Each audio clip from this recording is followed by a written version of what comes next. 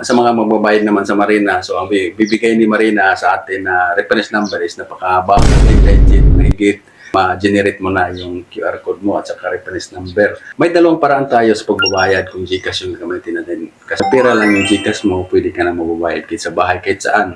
Pwede. Pag ma-generate mo na yung reference number, may bibigay yung QR code at sa baba naman, may reference number na mahigit 15 digit.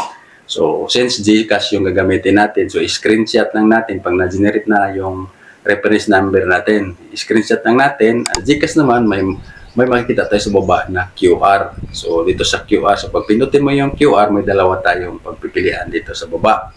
May generate QR at upload QR. So, dito tayo sa upload QR. Pinutin natin yung upload QR. Ano, pag napindot mo na yung upload QR, dito mo na i-upload yung in-screenshot mo na QR code at saka reference number. So, ganun lang kabilis. And then, pag na-upload mo na, so dito lalabas na yung payment at saka pindutin mo lang yung agree and then pay. So, ganun lang kabilis mga tol pag sa GCash at saka screenshot natin at saka gamitin natin yung QR code. Pangalawang paraan na pagbabayad natin sa GCash, punta tayo sa GCash and then pindutin natin yung bills. Pag pindot mo sa bills, pindutin mo na naman yung government. Dito naman sa government, makikita mo yung mga government agencies. Dito makikita mo. Type mo lang sa taas yung Marina Piso Pay. So, pagkatapos, pag na-type mo na, pindutin mo na yung Marina. Pag napindot mo na, so ito na lalabas.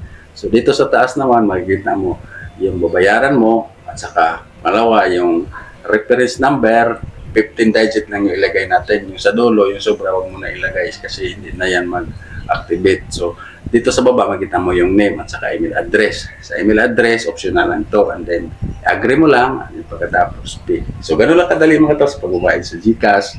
Pwede rin tayo magbabayad doon sa 7-Eleven. Ngayon, digital na tayo. So, pwede tayo sa GCash, pwede sa mga bangko. So, ganun lang mga tol. Makita-kits tayo sa susunod na video.